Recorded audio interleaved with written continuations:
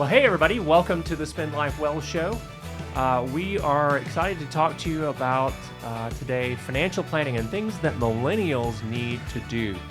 Jesse, I'm thinking in the verse in Proverbs 3:6. I think I may have used it on the previous episode, but that's okay. It's a good one. It's a good verse. Yeah. Let me look it up here. I'm your host, Mark Trice, and my co-host here, Jesse Hamilton. Hey, everybody. Welcome to the Spend Life Well show. And forgive me while I pull up that particular verse. See, I'm so unprepared as the host, and I really need to, y'all probably need to get a different host. And, of course, my Bible app is You not spend all loading your up time today. doing financial plans, right? So I do. I do financial planning all the time, and I just sometimes don't have time to look up the verse that I was thinking about for our show today. Yeah. So today, Jesse, we're going to be talking about financial planning, and specifically for our millennial listeners. Yes. And it seems like generally they could use some help, and they need some guidance on why do you even need financial planning? That's right. That's right. So Proverbs 3:6 is Okay, trust in what the is it? Lord. 3, 5, and 6. Trust in the Lord with all your heart. Lean not on your own understanding, right? Uh-huh. In all your ways, submit to him, and he will make your path straight. So I think we may have used this on the previous week, but that's one of my favorite verses. It's on the wall, Yeah. and it's okay if we use it again. So I recommend everybody read Proverbs every month. There's 31 chapters, so you can read a chapter a day, and there's all sorts of good wisdom and actually a fair amount of financial planning wisdom in Proverbs. It's surprising how much Proverbs talks about finances for your personal life and wisdom around it. So, Jesse, why is financial planning important for the millennial generation? Because you just need to start. That's actually the first thing we're going to talk about is just get started. It's important because over time, it takes time for money to grow. It takes, many decades for money to really multiply and start building wealth. So if you need to start now. But Jesse, when I was 1 in 20, I thought I was invincible. Right? Most do. And retirement was like, okay, not a big deal. It's way, way far away. And now, just a few short years later, I'm really thinking about retirement. I wish I had started thinking about retirement a lot sooner. Mm-hmm. And what's one of the biggest things about starting early with preparing for your future financial goals is you have time on your side. And time is your friend when it comes to preparing and investing and setting aside money. Well, so starting somewhere is so important. And we talked about interest, compound interest. Was it Albert Einstein, or at least it's accredited to him on Facebook? Yeah.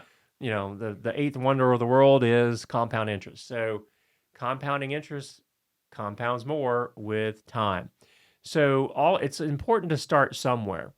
And, we always recommend people when you're starting out, you're thinking about getting your finances in order, is to track your spending for a month. Right. Yeah. Pull up your card, whatever you use to spend money, and print it out and highlight it, or even build a spreadsheet. Or the best way to do it is to use one of those apps if you think that would be useful to you. We'll look at FaithFi, or you can look at Mint. Mm-hmm. FaithFi is the MoneyWise organization's financial app, and we think it's a pretty good one. That's one you can consider there with that. So starting soon, tracking your spending is probably the best way to figure out what you're truly spending. And knowing that will tell you how much you may have to set aside and save. Right. And if you work for a company that's offering you some sort of retirement plan, knowing how much you spend can help you make an even better decision about how much to participate in that. Absolutely. So, knowing what you spend, get started with saving.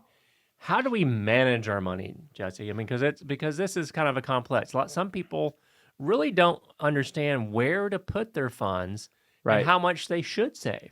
And lots of different people have several different amounts for different buckets. You should spend this much on your living expenses, your house, and your rent. One that I've heard of before is the 50-30-20, which is 50% goes to your current expenditures on living, like rent and your commute, right? That's right. And let's not forget, though, what we think is an important part of anyone's spending plan is giving Correct. and giving up front. So maybe it should be, 50, 20, 20, 10. Right. That's a lot of numbers. That is a lot of numbers. But the idea here is that you are thinking about giving at the top of your The budget. very first off the top, because generosity is very important for anyone, regardless of their life stage. Right. But 20% going into savings. Right. So that would be the 50% on your current expenses and everything, and then 30 on doing fun things, personal expenditures. Right. This is just one guideline. Yeah, and there's And plenty there's out there tons of of that. them. And then, if you can put 20% of your income into savings every month, that's great. So one of the things that when I was starting out as a young adult and, working through my first jobs and things like that, I was just trying to make ends meet, right? There doesn't seem to A be lot of people are. a lot left over at the end of the month. And it all had to do with my attitude towards the wealth that I was receiving through my job in different places. Mm-hmm.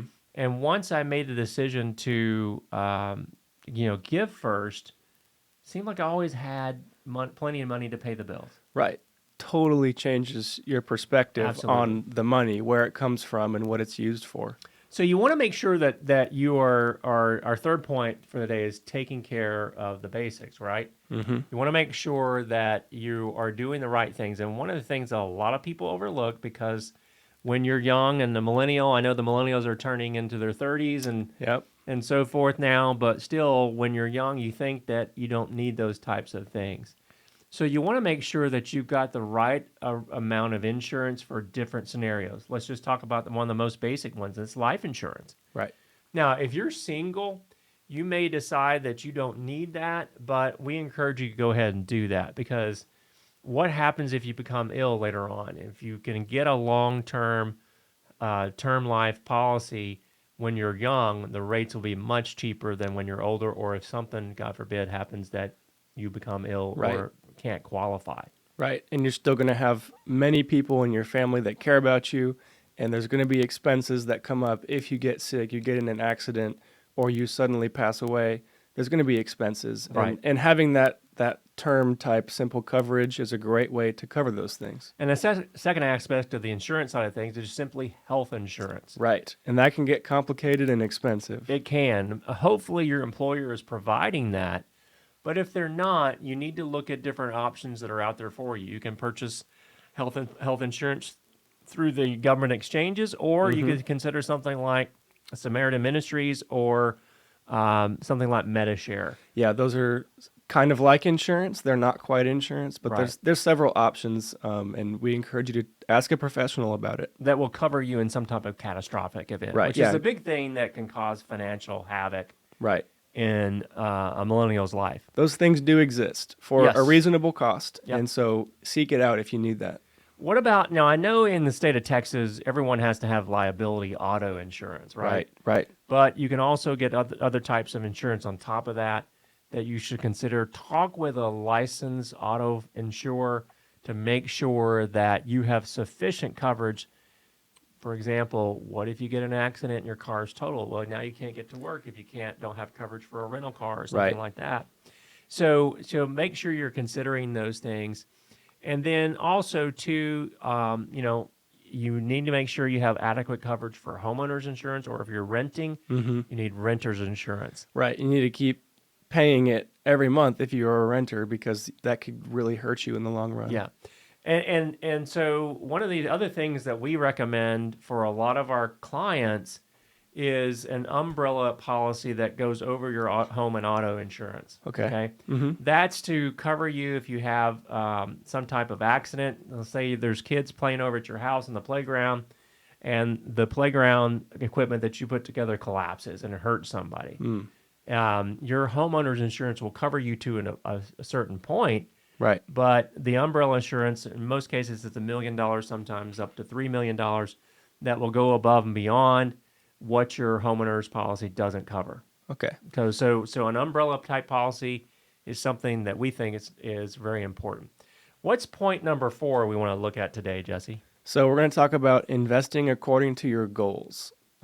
This has a lot to do with your age and some other factors, but you need to have goals and then align your investing with it. So how in the world do I determine what my goals are if I'm just getting started? Because Well, a lot of times, when I was starting out saving and stuff, it's like, well, what do you want to save every month? I'm like, I don't know. right. And so I was talking to an advisor at the time, and so that advisor helped me, like we do our folks as well, help me determine, what my goals are. Hey, when do you want to retire? When you're 25 or 30, you're like, No idea. next week, right? Yeah.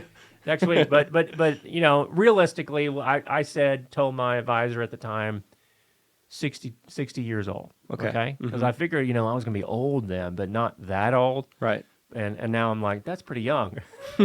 But so you want to invest according to your goals, and that can be determined by the time frame. Right. Am I 30 years from retirement, or I'm looking to save for a down payment for a house in the next 2 years? It depends. The time frame is very important on the type of tools that you use for saving and investing. Right. And you do these things both personally, and you find a professional to work with. Then you can explain Yes. these short-term and long-term goals. They can help you plan for them. A good financial advisor, a financial planner, really can help walk you through these situations. But you need to have a guide or to guide you on the journey. We talk Right. about a roadmap with some of the folks that we work with, and that's real important when you're talking about a goal for any specific reason, like retirement, like a new home, like a new car, maybe it's a vacation. And we'll use different things like maybe mutual funds or just a high yield savings account, Right. bonds, types of equity if you want to buy in a company stock or something like that. Real estate are examples of those things to reach your goals. Right. So you want to make sure that you're talking with a competent professional. And we always recommend using a certified Kingdom advisor, which you can find at kingdomadvisors.com in your Yeah. area. But you want to make sure that you're talking with a knowledgeable professional that shares your values and understands where you want to go, and they can help you develop that roadmap for moving ahead. I think saving for a home is a huge topic for millennials, and I'm sure we'll cover that on an entire show later. Absolutely. That's a great idea. We should do that. So now that I've started saving and investing, what do I do with it? And I think one of the things, the fifth thing we're talking about is really diversifying your investments, making Yeah. sure you're not the old proverbial, don't put all your eggs in one basket, right? Right. And so you want to make sure that you're working with a qualified professional advisor, financial advisor, certified Kingdom advisor is what we recommend. You want to have different types of investments in there. And even when those different types of investments, so let's just say mutual funds. Yeah. Well, you've got to determine what your risk appetite is. This last year, the stock market was down almost 20%, the S&P 500. NASDAQ was down 30. Right. And so... And if you have a 30-year window for that investment, you're like, okay, we can take that. Right. We can. It may not be that scary, but if you're 65 and you're going to retire in 2 years, Right. that's a scary ride to be on. And Or you had that down payment ready for the house, and suddenly it's worth 20% less. yeah, and we also, just for folks, for listeners out there, we really don't encourage you, if you are planning for a near-term purchase like a car or a down payment on Yeah. a house, don't go invest that in the stock market thinking that you can, get a quick return and Right. double your money. That's foolish, and you really shouldn't do that. For purchases or goals that you have within the next 2 years, we recommend that you just put that into a high yield savings account. Right. So it's safe. It's not going to be volatile. You're not going to make a ton of money right now, but you're not going to lose it. There and have your are goal some pretty good dashed. ones out there right now, and give us a call if you are interested in figuring out what those Yeah, are. so we have some tools available that can help you determine those things. Right. Okay, so the last thing, and I know I mentioned this up front, a lot of millennials are like, that's a nebulous thing out there. We don't need to worry about it. Right. But as I said, Albert Einstein warned us or gave us wisdom. Compound interest is the eighth wonder of the world. Yep. That's what he said. What do we need to do? We need to start now. Start now. If you haven't started already, start now. Right. And I've said this on a previous show, but if let's just say you have a good job, you have strong income, you're already participating in that workplace retirement plan, you have a little bit more cash, and you just want to get that little bit ahead, start with the Roth IRA, right? Yeah, if you've got to have earned income, but Right. millennials can contribute up to what is it, $6,500 this The year? new one is 6,500. Yeah, Yeah. so that's a great option for people that just want to get started. And that doesn't mean that you need to put 6,500. You can start it with $500 if you want. Yeah, even less sometimes. Yeah. So, we can help advise you on that if you want to give us a call.